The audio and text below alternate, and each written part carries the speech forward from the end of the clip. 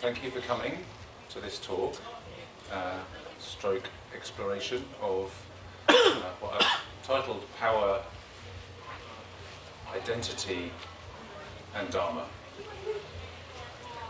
Somebody commented that I really pick them. Last year I did Power, Sex and Dharma. It was better attended.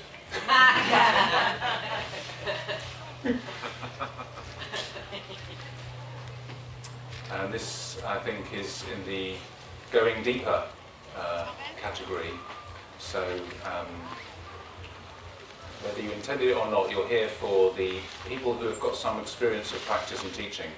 If you haven't, you're still very welcome. Yeah, please feel free to dive in with us. But I may be referring to some Buddhist concepts without too much explanation. Apologies if I do and you're not familiar with what I raise.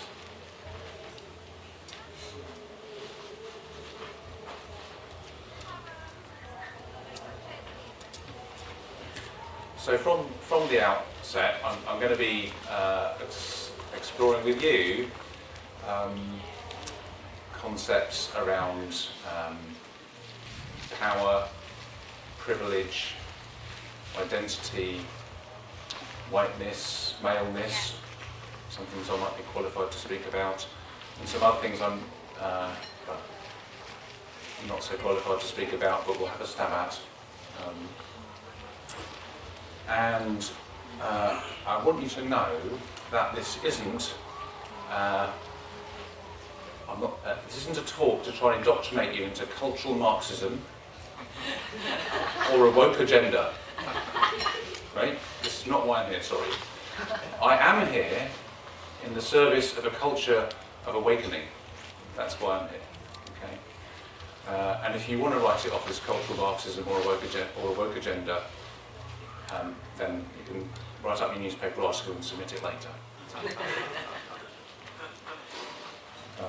Yeah, this has come out of my Dharma practice, what I'm attempting to offer today. And I really invite your feedback, and there will be an opportunity to contribute. So this doesn't have to be a one-way street. In fact, I really hope it isn't. I really hope this is something of a conversation.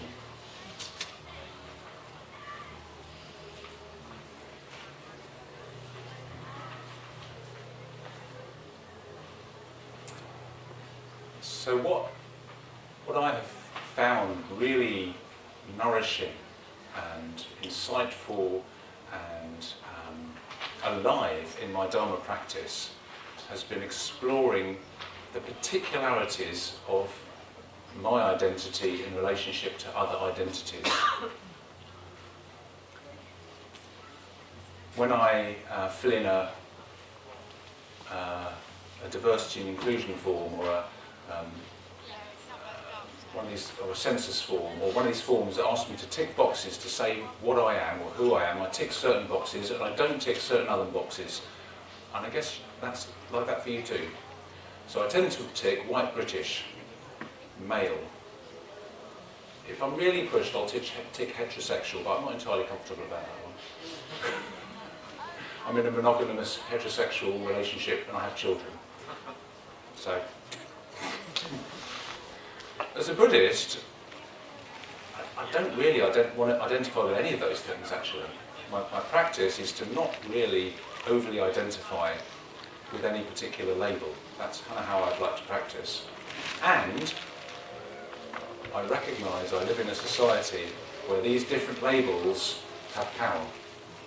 People label me with these different things, and they relate to me differently because of these identities.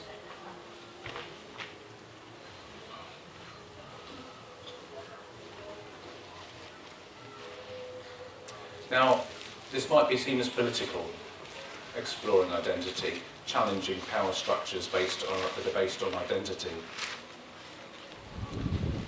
The Buddha was often said to be not very political. He was concerned with the cause of human suffering, freeing beings from suffering. But the way he went about it was profoundly political. He taught in India in a context where there was a very rigid caste system, and it's still there today. If you as an untouchable by birth, allowed your shadow to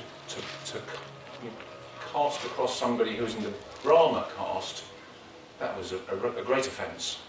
The Brahmin might have to go away and do some kind of ritual to cleanse themselves because your shadow went across their path. And these birth, not through any kind of merit of how they lived their lives, just through who their parents were. They were in these different castes. And the Buddha quite radically said, that's not how it is. Your worth is based on your conduct, your ethics, your practice. Your practice defines, your value. That's a far better way of defining value and hierarchy. I mean, Buddhism's traditionally quite hierarchical. One of the things that made it okay for me as a bit of an anarchist to practice in this particular tradition was that my teacher said, yeah, Buddhism's got hierarchy, Zen has got hierarchy, but the people at the top of the hierarchy, it's their job to help everyone get over the hierarchy. So yeah, we've got a hierarchy, but it's just a form, it's just a mechanic. And generally the people who practiced a bit more tend to get to the positions to help everyone else get over the hierarchy. It's not based on birth. A little bit maybe in Japan, where the temple gets inherited by the son very often. That's the tradition I was born in. I've grown up into in Zen. I recognise there's this patriarchal tradition, and I'm here to say I don't think it's a great thing that people's birth gets them on in life. The colour of their skin, their gender, their sexuality, any of these characteristics that they're born with. I'm not here for that. The Buddha didn't teach for that. The Buddha was saying it's not your birth, it's not your circumstance, it's not your unearned privilege that should put you in a position of power and authority. That wasn't his teaching.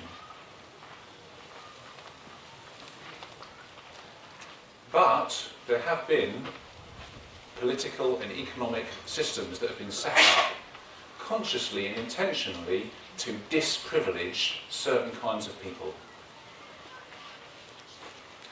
Arguably, racism was invented to justify an economic system of slavery which kept certain countries economically, militarily, more advanced and sophisticated than their neighbours so that they could dominate and spread their empires. I mean, slavery's always been around, maybe always been around as long as humans have been around, I don't know, maybe that's human nature. But as an economic system of skin colour denoting the rights you have in society, systems of apartheid, Jim Crow laws in America, these things were systematised based on skin colour and racism.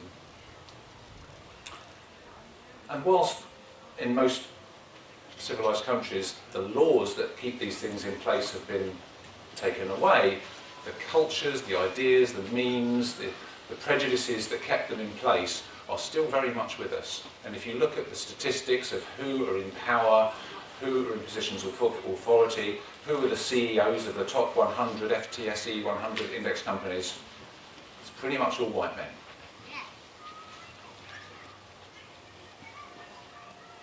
I think, I read somewhere that there's more CEOs called John or Trevor than there are women CEOs in these top 100 FTSE companies. So it's very gendered, it's very racialised. We live in a very unequal society, and this isn't an accident. Prejudices keep political systems and economic systems in place, and it seems to me that as a Dharma practitioner for me, and I feel this is an opportunity I'd like to share, which is why I'm here, as a Dharma practitioner for me, questioning my identity in relationship to systems of power and authority is really cutting edge for me. I've walked through my life, most of my life, ignorant of what it is to be white or male, for example. Ignorant of my privilege and how my privilege is by default creating disprivilege, right? Privilege only exists in relationship to disprivilege. I only get an advantage at an interview because somebody else is disadvantaged at an interview. People see me and look to me as a potential leader because they look at other people as not really leadership material.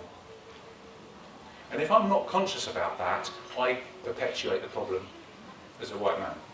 And we all have different kinds of privilege. I mean, just living in this country where there's a social, a welfare state and a safety net to some degree, puts us in a position of privilege on a global scale.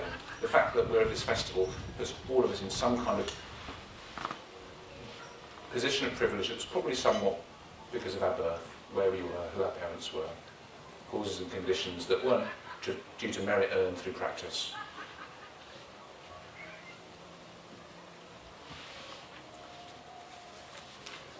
And I'm not here to call anyone a racist or say, systemic racism is a thing and you're part of it, or, systemic sexism or homophobia or any of these characteristics which I think aren't helpful in society. There's no better way of raising the spectre of the identified self than to suggest somebody's a racist or a sexist. We've got to be pretty skilled and careful in these conversations. If you're a white person like me, you're probably somewhat attached to being a good white person. Right? You want to be good. I want to be good, of course you do. Not necessarily a bad thing itself, but if we're attached to being a good white person, right? Somebody might come along and suggest you're part of a systemic system which oppresses people, and you might go, yeah, but not me. I'm not there with the Nazis kind of trying to, sabotage the demonstration. I turn up and, wave the Black Lives Matter flag, or, I support the women's affinity space, or whatever it is that you do. You might be defensive if somebody suggests that you're part of a system which is actually systemically prejudiced against various identities. But we are. The Buddhist teaching of interdependence suggests we're all part of this system. And some of us are part of it intentionally and consciously in a helpful way. And I think some people actually are a part of it in an intentionally and consciously in a way that is further divisive. They're the people we call racists, Like the people who say, yeah, I'm a racist and I don't actually want refugees coming into this country. I don't want those people can go home. And some people are quite happy to have that label of being divisive, but most people in society don't see themselves as racist or prejudiced, do we? We feel like we're kind of on the good guys' side, right? We turn up to workshops called Power, Identity and Dharma, and we want to look at ourselves and be part of the solution. But we are actually part of the system, the world. Racism exists in relationship to anti-racism, and colour, black exists in relationship to white, and all these things are part of an interdependent system of which we are a part. And therefore, because we are a part, we have responsibility. We are able to respond to this system. We can be a creative force in this system by being aware and present of the system that we're in. And for a long time, it was okay for me to think, I'm not racist. I don't make a distinction between different races. I'm not sexist. I think women should have equal rights. And I thought of myself as a good person, and it wasn't really my problem. But of course, if you have a darker skin tone than me, racism is a problem for you. My eldest daughter, who's of mixed race by the way, she tells me she walks into a chemist and there's a security guard walking behind her. It goes through her mind, are they following me because of the colour of my skin? She wants to walk down the road with her partner. Is it safe down this particular road to walk down the road with my partner because she's queer? They're queer. I don't question when I'm walking around with my partner whether I can hold hands with them. It just doesn't come into my mind. This is heterosexual privilege, that I can just hold hands with my partner anywhere I like, and it doesn't even cross my mind, is it safe? I can walk into a bar. I never fear sexual violence walking into a bar, just how I like. It never crosses my mind that somebody might touch me inappropriately walking into a bar. I never go to a job interview and think, are they going to discriminate against me because of the colour of my skin? It never happens. That's privilege, all kinds of privilege that I never asked for, but it's given to me by society. And if I don't even question this, I might think that sexism, racism, homophobia, and so on and so forth are not my problem, but they are my problem because I'm being given these privileges in relationship to people who aren't being given those privileges. And if I want to practice Dharma, I need to look at the identities that I inhabit, because I don't tick black, I don't tick female or trans, on those forms. I do tick these things. I do identify with those different things. And because it's the water I swim in, this unconscious privilege that I live in, I identify with those things without even knowing it. And isn't the Buddha's teaching that the root of suffering is ignorance, attachment to a self? If we don't even know we're attached to a self, if we don't even see that we identify with a self that is white, male, heterosexual, whatever it is, how can we unpick the conditioned attachment to self without even seeing it's there? So it seems to me this really is, noticing our unconscious privileges is really important in how we practice Dharma. So I'm giving this talk from the perspective of a white, predominantly heterosexual male, and that a lot of you will not have the privileges that I have, and I'm really sorry. I genuinely don't want the privilege I'm given in relationship to the privileges others aren't given. I don't want that. I actually want to actively work to unpick the systems that offer the privileges to me that are given, and I feel deeply sad.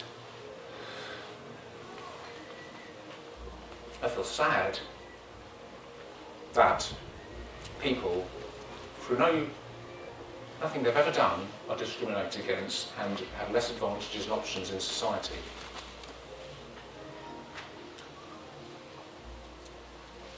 I want to support everyone to have the same chances, to feel like they belong in the communities they live in, to not feel afraid, to feel safe.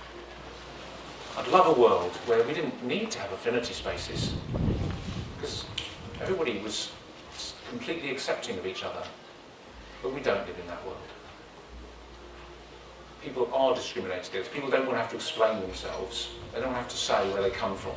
They don't want to have to kind of describe their particular gender identity or sexuality. They just want to be who they are in a safe space where nobody's questioning that particularly. So I'd like to practice to the best of my ability, to unpick these unearned privileges that I and others are given as a compassion practice, as a practice in the service of the Dharma, like Avalokiteshvara. I'd like to be like Avalokiteshvara. I kind of feel like I'm pretty unskilled a lot of the time, but there's aspiration here in this image of the 1,000-armed bodhisattva that reaches out to be helpful in all directions. I'd like to do that. I'd like to not be a white man on a stage talking about privilege, from this privileged position. But if white men don't do that, right, it's just going to be white men saying, well, racism is not really my problem, homophobia is not my problem. Please.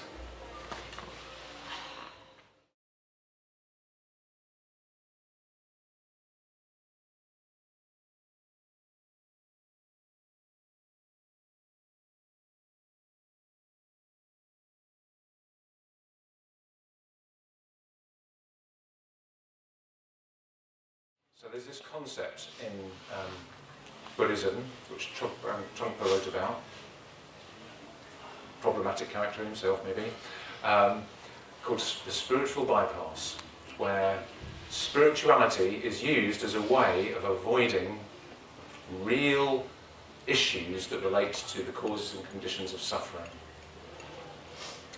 And there is a danger in with these teachings of it's all one man, that we just ignore difference. We ignore what causes real suffering for human beings, because the Buddha taught in the world of human beings, right?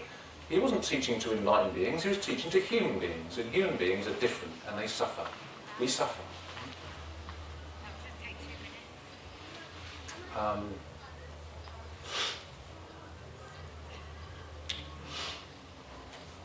That's one of the shadows of Buddhism, it seems to me, is that you can say, well, Buddhism's about your individual practice. You need to work it out for yourself.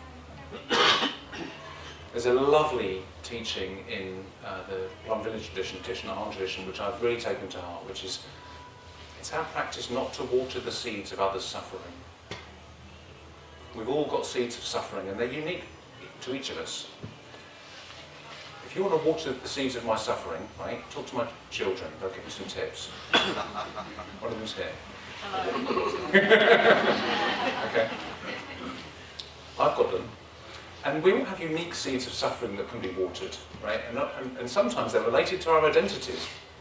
And there are particular ways of hurting trans people, people of colour, women, which are pretty universal because they've experienced a common kind of oppression. And actually, let's wise up. Let's learn what they are, right? Don't go up to somebody with dark-coloured skin and say, oh, so where are you from, right? Don't ask a trans person what's between their legs, right? We can wise up, we can read, we can talk, there are places you can go, there are workshops you can go to and learn some pretty common ways not to offend people if you want to find out about other people's experience. Please, as a compassion practice, find out how not to hurt people, please. And there's deep suffering there. So this character, Avalokiteshvara, he features in the Heart of Perfect Wisdom Sutra. This is one of the probably the most commonly chanted Mahayana texts in the world. The Heart of Perfect Wisdom Sutra. And Avalokiteshvara, in the beginning of this story, is deeply practicing the perfection of wisdom. Right? He's sitting there, he's practicing the perfection of wisdom. This is what Avalokiteshvara does, this is what she does. And in this practice of the perfection of wisdom, she clearly sees that form is not anything different from emptiness, and emptiness is not anything different from form. This is the heart of the perfection of wisdom, seeing this. And the Bodhisattva of compassion sees this. Right? This is the figurehead of this space. Right? The one we're raising up above all others in this space is the one who realises that form and emptiness are not different. Form is empty, yes, it's all one, man. But emptiness only expresses itself as form. There's no enlightened world outside the world of form. The Bodhisattva of compassion realised. We have to take care of these forms, these people, these identities. There's nothing else to take care of, right? You can't take care of emptiness because it's empty. You have to take care of emptiness in form, right? This is why it's cutting-edge practice, to question our identities and how we cause hurt and how we look after ourselves and others in this world of form. Because enlightenment isn't somewhere else. It's right here, between nitty-gritty suffering people.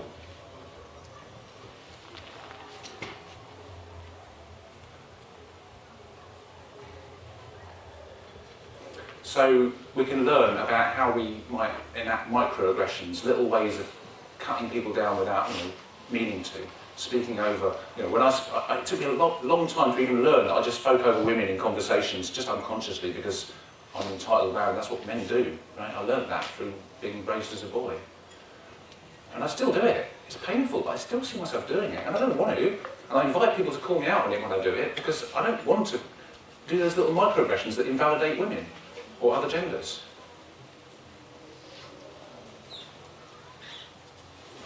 I don't want to be a fragile white person. I'm a fragile white person, we're all fragile. But I don't want my fragility to be identified with this whiteness. And if people want to question my racism, I want them to feel free to do that.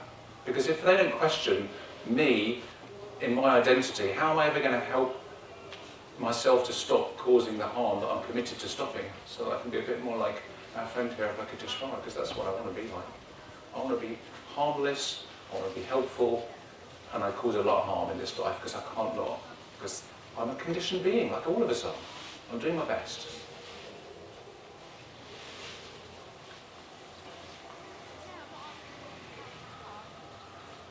I need to be humble to do that. I need your help. I can't do this on my own. I don't know what it's like to be you. I don't know if I hurt you. I need you to tell me. And if I'm defensive when you tell me that you're hurt, if I tell you, oh, that's your practice, right? You're not going to like me to come back and give you some more feedback. So how am I going to know if I'm hurting anyone? And feedback's that part of the system that comes back into the system to improve the system, yeah? That's an industrial definition of feedback. But if I'm going to study this self, if I want to transcend this harmful identified self, I need to study it. Because I can't transcend a self I'm ignorant of. And I can't see me from there, from your perspective. You know, I can only see me from this perspective. That's a very partial view. So please tell me, how am I coming across right now? You know, this is so far a monologue, but you know, thank you for raising your hand and coming in. If you want to interrupt me, feel free, right? Because I'll just go on. You know, I'm a white man. I feel space. That's what I do. This is my default mode. But I've got to be. I want to be humble, and I want to hear feedback from people so that I can study this self. So 13th century Zen master Dogen said, to study the Buddha way is to study the self. That was his definition of the Buddha way. Studying the Buddha way is studying the self. This is the thing we're ignorant about. And you can't do that from an arrogant perspective. You've got to be humble. You've got to listen. You've got to value other perspectives. You've got to hear people deeply.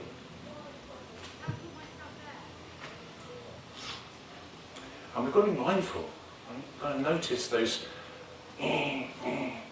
contracted feelings when we're challenged, like ouch, and I still want to listen in the middle of the ouch. And if I've got to go and deal with this, I'm going to deal with it with my white allies. I'm not going to dump it on you and tell you, or my hetero allies, or my male allies. I don't want you to have to coach me. It's not your responsibility to coach me and why I'm an ignorant person. You know, I really want your feedback, but it's not your responsibility to give it. I invite it. And I'd like all of us to invite feedback so that we can study ourselves and be harmless and kind. And to do that, I've got to kind of practice a certain kind of mindfulness to notice the ouch. Because stimulus and response can feel like that. Attack, defense, right? You know, we've all done that. But if we can practice regularly, mindfully, take space each day to be still, to study ourselves, to be present to those small inner feelings that just contract, expand, grasp, pain, open, freedom. We can tune into that on a regular basis. We can notice the stimulus, space, response. And we can choose a different response in that space through tuning into our bodies, tuning into the contractions. I feel like we've all got a responsibility, if we want to be harmless, to be present to our immediate experience and train ourselves in this presence. So, you know, I feel like a responsibility to practice mindfulness, to practice meditation every day. That's my responsibility if I want to be harmless. Okay, this is a bit potentially an edgy place, right? And I would just like to say, before you speak, in my, if anyone does feel they want to speak and they're not sure, we're going to have some small group work where you might feel a bit safe to speak, and I'll stay at the end where you can also get a chance to speak. And if anyone feels hurt by anything anyone says, right, you can just say, ouch. And then we can try and work with a way of dealing with that maybe later rather than going into a big process as a part of a big group. But if we need to do that, we might. We're going to surf this and move dynamically as we might maybe need to. But I just want to give a little bit of safety talk. That it's okay to go, ouch, even verbally if you want to. You can do it inwardly, you can do it verbally, outwardly. Okay? And if you think you're cocked up and want to go, oops, you can say oops.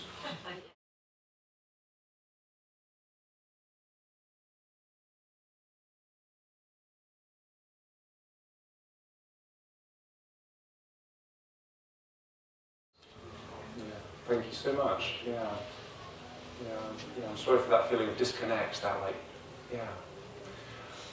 So I have a practice of wanting to be grateful to my ancestors, right? Without me being who I am, without them, I wouldn't be who I am. Right? And I don't want to make them good, I don't want to make them bad. There's probably a bit of both, right? Probably a lot of both. Yeah, probably quite a lot of bad, humans being humans.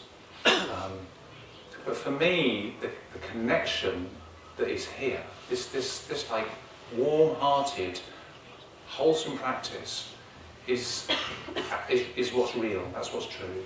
And in a way, it goes beyond good and bad. But to realise that, we've got to sometimes say that's bad. Like, I don't want to do that. It's not like it's really good or bad. It's just conditions. But sometimes we've got to say that's not okay. And I could say, some of my ancestors' attitudes were not okay with me. My grandparents, they kind of grew up in white areas and they had some pretty unsavoury views in my view. And I'll say that, and I can love them. because they were just born of conditions, just like I'm born of conditions. And if I can love them for being racists, maybe I can love myself for being a racist, right? And I'm not a racist as in like I actually want black people or people of colour to be any different from me or treat them any worse. There's none of this kind of thing. It's just that I'm part of a racist society, and if I deny being part of a racist society, I don't want to deny being racist, because I'm part of a society that's racist. It is, right? Statistically, people of colour don't do so well in job interviews and education systems and health systems. That is the system we live in. You know, it's just a fact. And I don't want to separate myself from that society, so I'm not going to deny being racist. I want to take responsibility for that. And in a way, owning that is far more empowering than saying, oh, I'm not racist, that's their problem. That's those people who shave their heads. This is a Buddhist thing, by the way.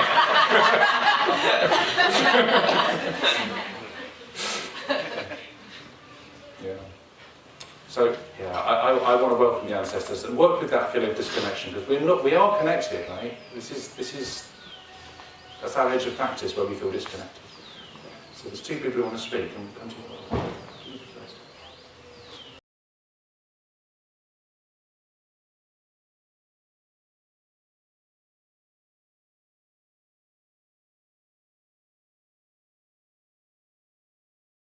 Yeah, right. This righteous anger.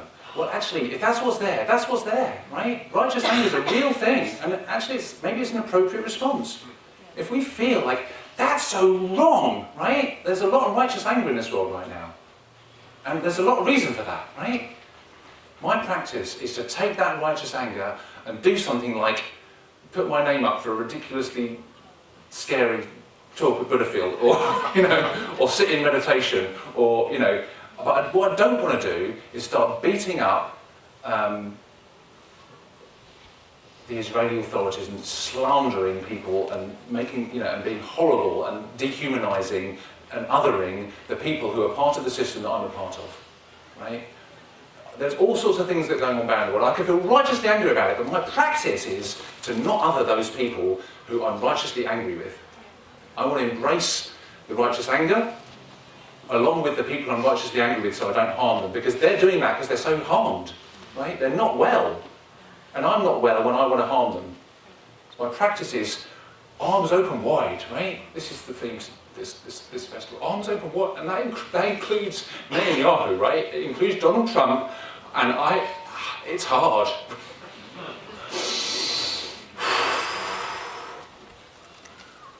Even then.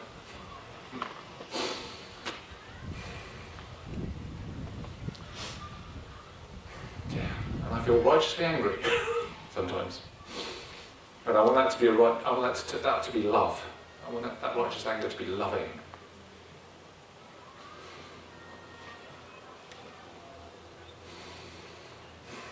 So it's not. There's no emotion that's wrong for me, but I will say certain behaviours are wrong and certain ways of speaking are wrong. I will say that because they seem to cause real harm. I will speak up against violence, I will speak up against prejudice, I will speak up against people consciously ignoring harm, or even unconsciously ignoring harm. That's part of why I'm here. I don't want us to unconsciously ignore harm. I'm trying to make it conscious. Thank you.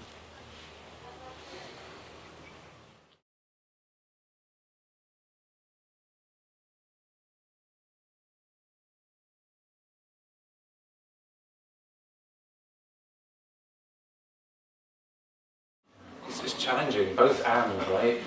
We are responsible for our reactions, and we're responsible for our, like nobody can, it's a helpful, empowering, for me, it's helpfully empowering to say, I am responsible for how I feel, right?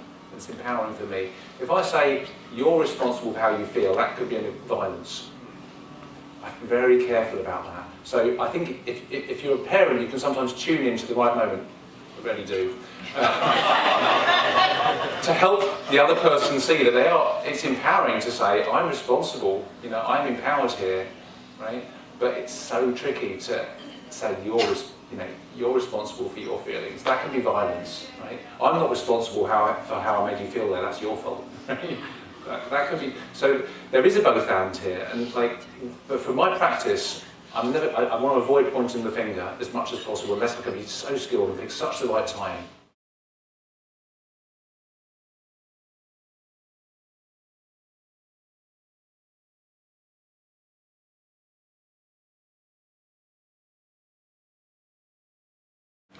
I don't know. I'm exploring it with you today, right? I want to find out how to do that. That's my aspiration. Right? I want to cultivate this, nurture this inner practice, and I want to help the world transform. And it looks like it's being transformed, right? In different ways. I'm trying to be helpful with that, but I don't know. I might just be another white guy sitting on the podium, taking up space. I'm open to that. I'm taking a risk. Thank you for your question. Let's explore this together, which is a great opportunity to invite. I had some more stuff I was going to talk about, but this has been so rich. I feel like, given the times, the things happening today, it might be good, because I promised earlier, we could break into smaller groups. And you don't have to join a small group, right? You're welcome to sit back and reflect.